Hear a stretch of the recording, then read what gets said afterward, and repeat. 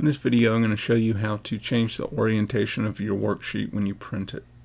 You can change it from portrait to landscape or back from landscape to portrait.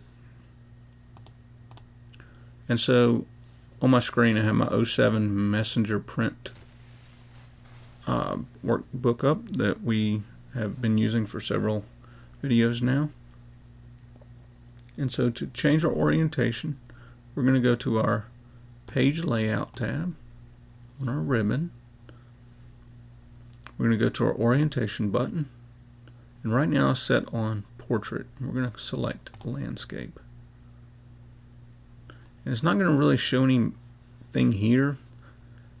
Where we need to go to File, Print, and here it will show that our sheet is turned to a landscape orientation. We can go back to that, Page Layout, Landscape, Portrait. We go back to File, Print, and you'll see that it switched back to Portrait View. And that's all there is to changing the orientation in Microsoft Excel 2016.